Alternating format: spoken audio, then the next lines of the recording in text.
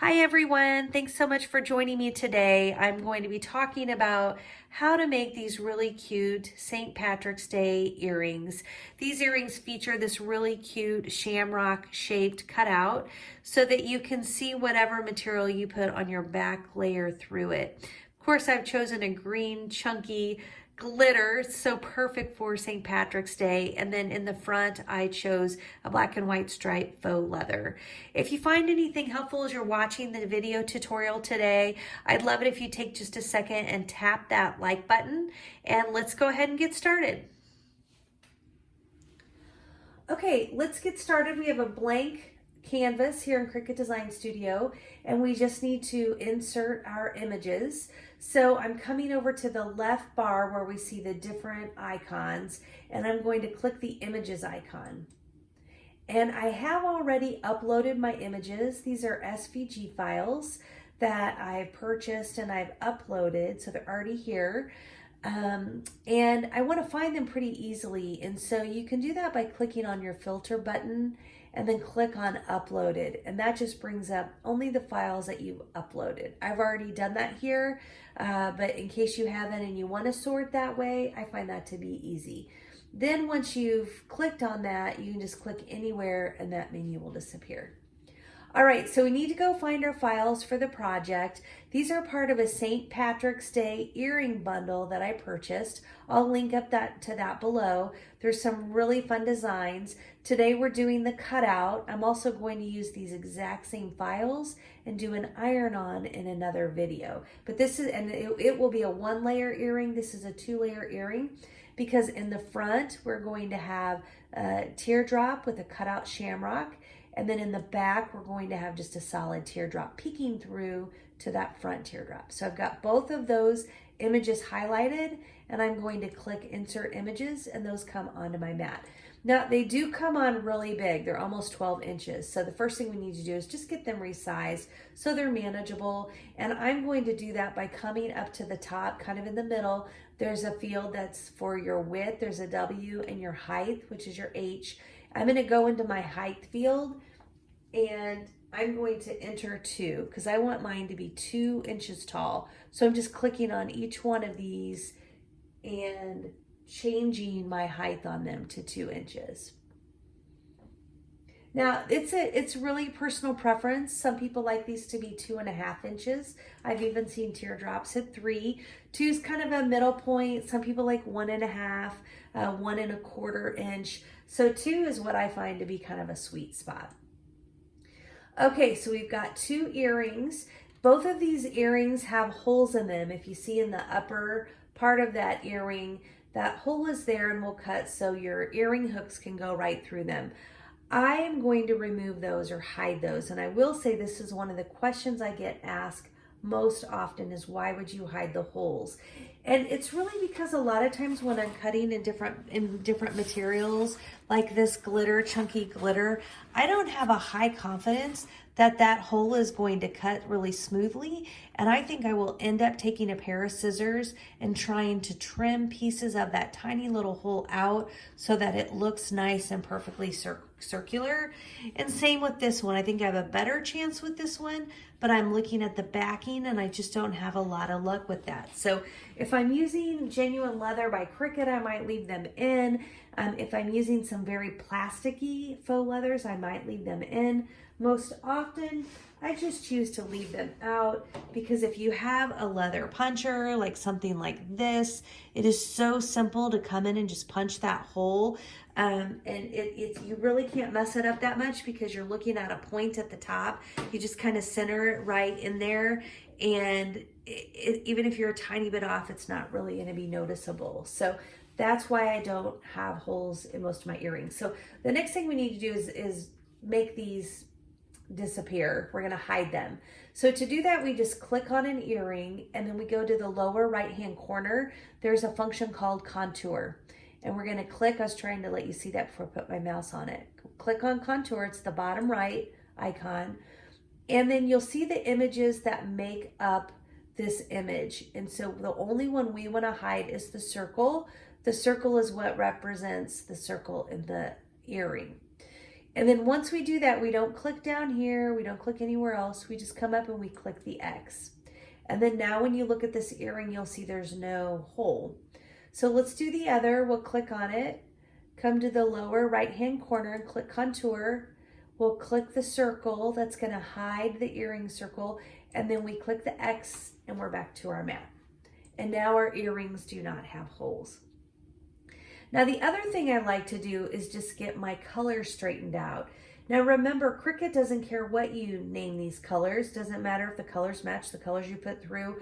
The only reason you're designating colors is you're telling Cricut which mat this item cuts on. And so it's saying group everything with the same color. And when you put that color on the mat, those are the things that print. So I do like to match my colors as much as I can. It helps me put the right mat through for the right cut. And in this case, we are going to have the stripe in the front. And so this is this black and white. That's going to be the earring that has the cutout.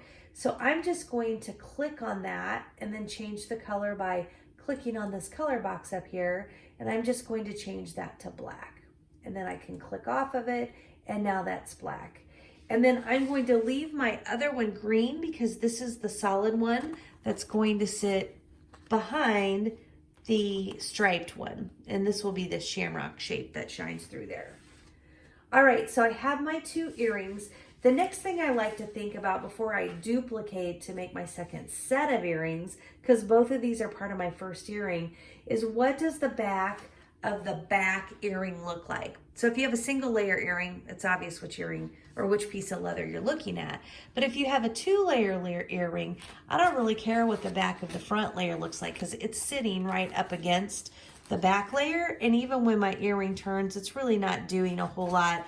It's really the back layer that I look at to say, what does this look like? And when my earring's turning and showing, do I think that's the best look that it can be? And am I okay with that? And sometimes this back will be the same color. Even if it's a felt, sometimes it's the same color and it looks good. But when I'm doing something like this, I would prefer to have a better looking back. So I'm going to make an extra solid green teardrop out of this glitter, and I will glue it back to back so that when this turns, you will also see the glitter on the back side. So to do that, I'm just going to click on it and then click duplicate up here in the upper right hand corner. And now I have all three of the components necessary to make one earring. So I'm ready to go ahead and make my second earring. I do have one minor modification, but I'm going to go ahead and make my second set. So to do that, I hold down my left click, and while I'm pressing it down, I kind of pull my mouse down and over, and that's how I draw a line around these three things. And then I release my left click, and you see the box appears around those. I can then come up here and duplicate those. And now I have a second set of earrings. I can left click on one of those earrings in that set and pull it down just so they're not right on top of each other. So it's that easy. Now you could have clicked on each one of those things and duplicated them, and that would have been fine. But by left clicking and drawing the line around it, you're only clicking the duplicate once, and it just makes for less clicks. Now there's one other thing I want to show you, and it's something so subtle, it wouldn't even matter if you didn't do it, but it's simple to do, and I just think it's a detail that makes a difference. So when you look at these shamrocks, do you see how the leaf the stem goes off to the left? If you looked at these from afar, you'd probably think the shamrocks were symmetrical because the leaves themselves are symmetrical, but the stem is not. So whenever that happens and I'm making earrings, I like to flip one of them just so that my ears are balanced. Again, this one's so small, it wouldn't be that big of a deal, but I'm clicking on one of them and then I come up to the flip button and I do a flip horizontal. And notice now how the stem on the bottom kind of curves to the right and the stem on the top kind of curves to the left. Again, very subtle, but those are just little things that I like to pay attention to. All right, so that's it. That was super easy to get those pieces on the mat. And the next thing we need to do is go ahead and click the makeup button. This is going to bring up our two mats, our black mat, which we know is representing our stripe mat, and then the green mat here, which is representing our glitter mat. Now, if you watch my videos, you know I will say, since both of these are going good side down, we're going to mirror these mats. And we'll talk about the glitter one. There's a few options for the glitter, and we'll talk about that in just a minute. But since our first one up is the stripe mat, let's go ahead and let's get ready to cut that mat. So now that it's selected, and you can see that because it's in the middle, we want to think about where the earrings are cutting on our material. Now for me, it's fine because I'm cutting mine in the upper left-hand corner, and on the mat, they're showing in the upper left-hand corner, and I'm putting that in the upper left-hand corner. So all those things line up. I'm showing you this way, even though I'm gonna put it down. And so this mat is good. We can go ahead and click on the continue button. Sometimes people quickly jump to continue to set the material, but they haven't really thought about where on their mat these are going to be placed, and you may need to move these by left clicking and moving them. If maybe your mat is really worn, like if my mat, I don't happen to have a really worn mat, but if I did, I might want to move them down a little ways. And this is where you can do that. Say, okay, the middle of my mat is still pretty clean, so I'm gonna cut on the middle of my mat, and you could do that. But we're not doing that today, so we have thought about it though, and we're ready to move on to the next step. So we're gonna click continue. Oh shoot, I'm still hooked up to my maker. Hold on just a second, I need to, sorry, I was using my maker. Dang it. Cancel my cut.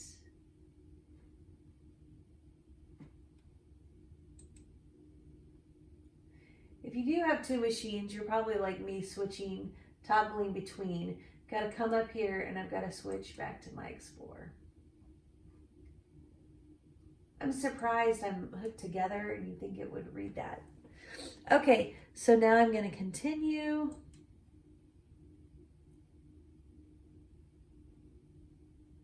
And the next thing we're doing is we're setting our material.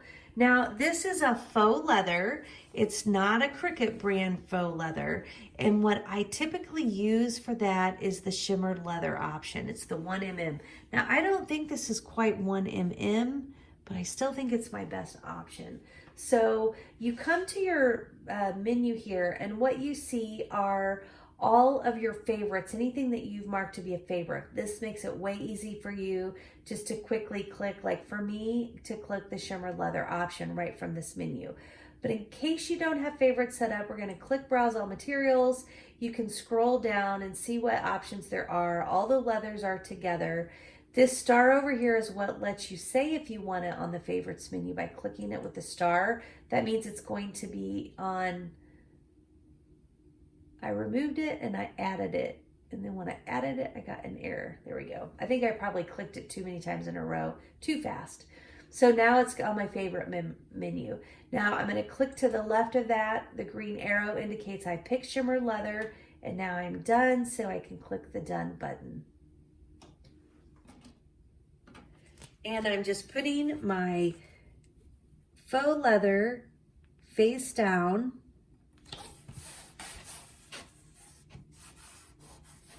You can see the stripes are my good side and it's face down.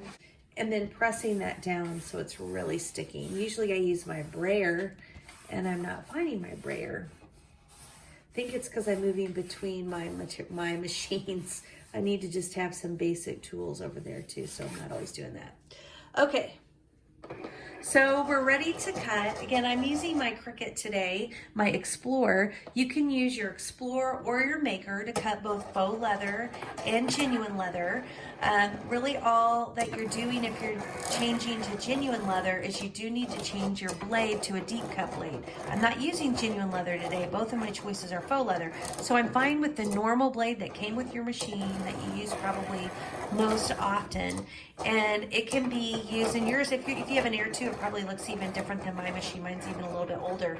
They work the same. The difference as you're moving up to the maker is you have more options. Like pretty much every menu, there's more things to choose. Even materials, there's more options on the leather menu, you know, because you can cut even thicker materials.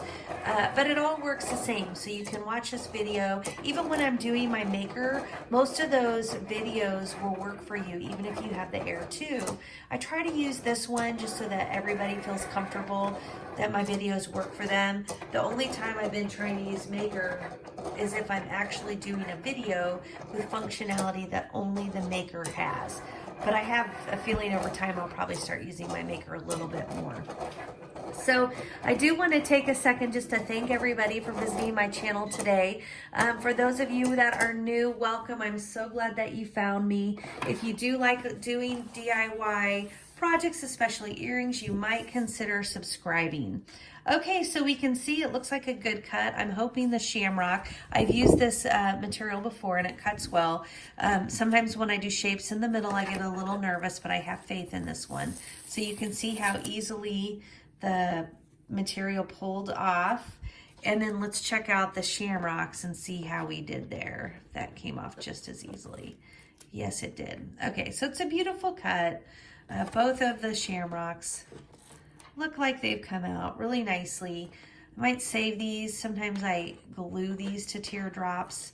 And that's kind of cute too. So I try not to ever throw anything away. All right, so the next material that we have to work with is going to be our glitter. So we have a couple of options, three options, I guess, with this glitter. One, I can go face down with this glitter on my mat. And what I will tell you is it will leave a mess. You can I think maybe I've done glitter. No, I haven't done glitter on here. It will leave a mess on my mat. The other thing I can do is go face up on my mat. And then it would be this canvas material that is on the bottom. I will also tell you, I still feel like I get glitter on my mat. Or I can put down some contact paper onto my mat, and that way, and put my material face down, and then my glitter gets more onto my contact paper. So when I look at my earrings and I look at my mat here, these earrings, these 4 earrings that I'm cutting out of this sheet of glitter is only taking about 7 inches of my mat. So first thing I'm going to do is I'm just going to cut me a piece about 7 inches. It's about 2 inches tall, 7 inches wide. I can save this because I can use this for another project. All right, then I'm just going to put this down onto my mat.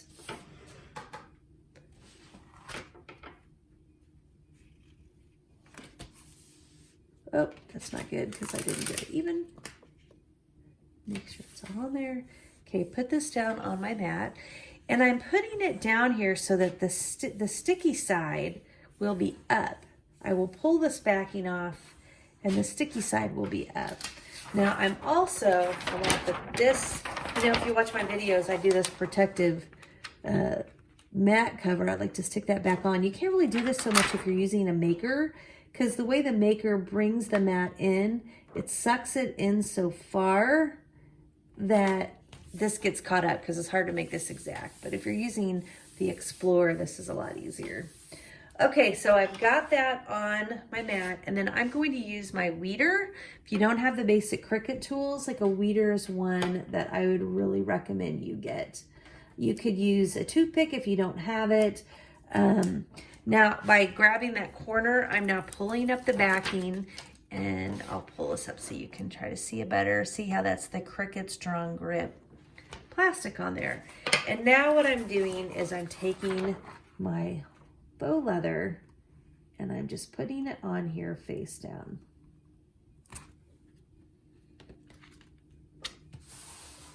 And pressing it, which I wish I had my brayer. It's kind of driving me crazy. Pressing it into my adhesive. Before you put another mat into your printer, you do always want to look at your computer again and just make sure things are set. I think I make more mistakes here than anywhere, where I move from a faux leather to a genuine leather, or genuine leather to a piece of heat transfer vinyl, and I don't have my material set appropriately. So always look back at your computer and just take a look. You're on your green mat. You can tell that because see, it's like the highlighted one. And the mirror is off. It doesn't really matter because it's symmetrical, but I always try to have my mirror on because my materials always go face down. It just makes me make sure I don't make those mistakes. And then I check my fine point blade. That's telling me the regular blade is good. And I am using the shimmer leather 1mm as my setting for this chunky green glitter faux leather. All right, so I think we're ready to get our mat into our Cricut machine to cut.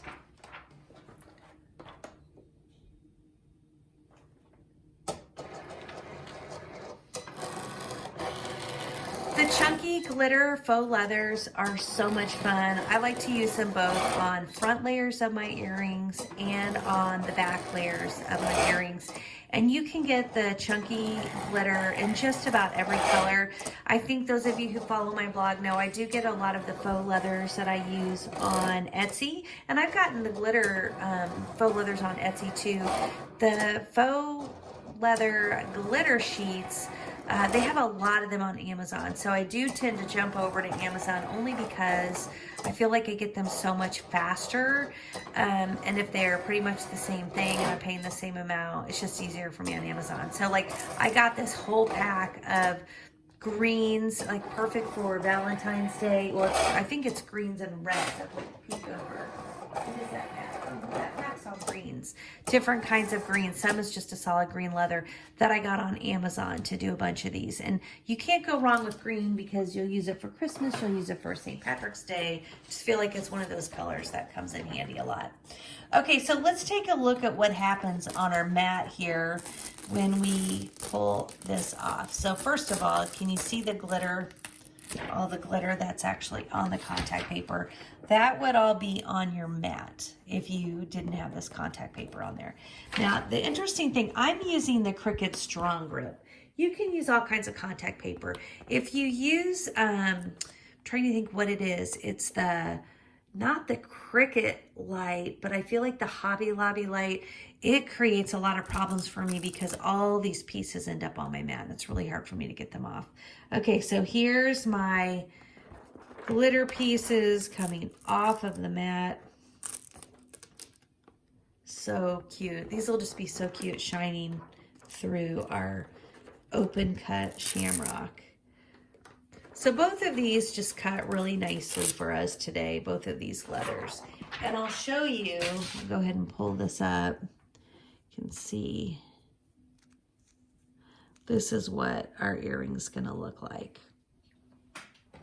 Okay, so I've got my 4 earrings that have the glitter. I did go through and kind of trim along the edges. I'm sure if you've been doing faux leather, you know, you'll just come across some frays, and I just try to cut along the back and making sure I never cut anything on the front. All right, then the next thing I need to do is I need to glue these 2 pieces back to back. And this is the back piece of our earring, and that way when it turns, you know, it will be pretty and sparkly on both sides. Now, this is probably the second question I get asked most often is what glue do I use? And I like this Crafter's Pick fabric glue. So you can just put this on. You can also use, I've used E6000. E6000 I just find it to be a little bit harder to work with. It dries so fast and gets stiff so fast that it's hard for me to get moved around. Now, when I put the glue on, I do want to make sure I get it all the way around the edges because you don't want it coming apart. You don't want your earring coming apart at the edge. Now, this glue does dry clear, so that's the good thing, but you don't want to get real messy with it. So I try to get it lined up Get that teardrop just really lined up because it will not look right if it's not. I am not yet being too detailed on my sides because I want to get both pieces together before I get my hands really messy. So now we just need to come in to this other one and get the glue spread around.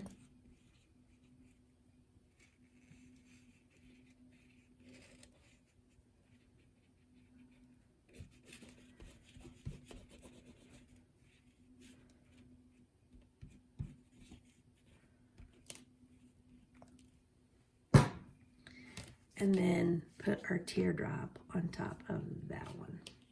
All right, now we have both of our teardrops on. So now as I squeeze them, I will work my way around the edges, because see how when I squeeze, the glue kind of comes out. That's a good thing.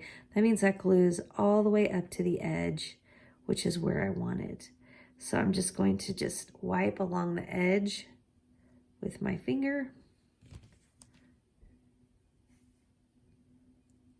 And then if it does get onto the earring, even though it dries clear, I don't really want a blob of glue.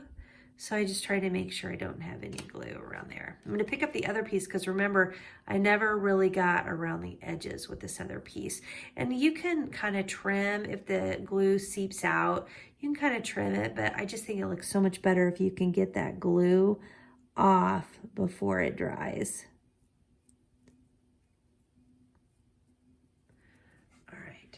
So once you get those together, you just need to let those sit and dry.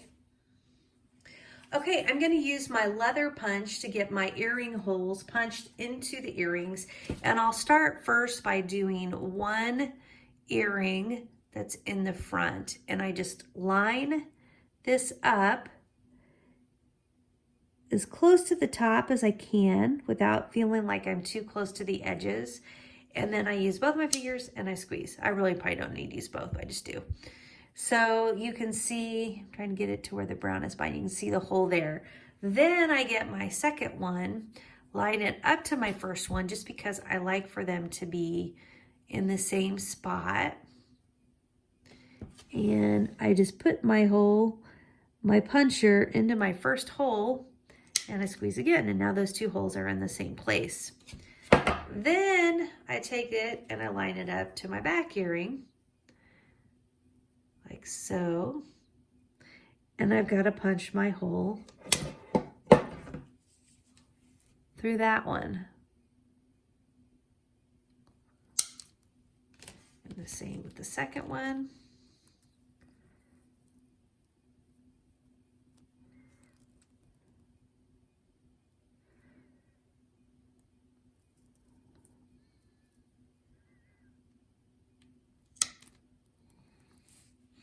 Okay, then all I really have left to do is to put the hooks on my earrings. And today I'm using these ball wires. I absolutely love these earrings. You will notice when you're looking to buy them, some of them come in tighter inside, some of them come more straight up, and then you can like close them with pliers. I prefer the ones that are as tight as possible to the front. That's just my preference. I will link up to some below. There's Hobby Lobby is where I first started buying them. But first of all, they're really hard to find. If you just need one bag, you'll probably be fine. But they would often be out of stock on the silver and the gold. And then when you buy them, there's only like 10 or 12 in a bag. So I just get them on Amazon now. The price, even half price at Hobby Lobby, isn't any cheaper than what I'm finding on Amazon. So, okay, I pull the earring onto here and then I just need to push through there. So I'm doing all of this through the back of the earring. I'm not coming in through the top here. And there we have our shamrock. And then get my other one, same thing. Just stick it through the back, pull it down, stick it through the back and pull it down. And there we go. I think that these St. Patrick's Day earrings turned out super cute. I really love them. I will be making more St. Patrick's Day earrings, so if you're interested in doing something this year and you kind of want to see some different options, stay tuned. The next ones I'm doing is iron-on. I'm going to use a green glitter iron on, and I'll do some St. Patrick's Day earrings that way. Again, my links are below for the SVG file and any of my materials. My link to my blog page is below. You'll find sometimes I do videos and no blog posts, sometimes blog posts with no videos. So be sure to kind of check out both. And if you found anything helpful, I'd love it if you take just a second to subscribe. Thanks so much, everyone. Have a great day.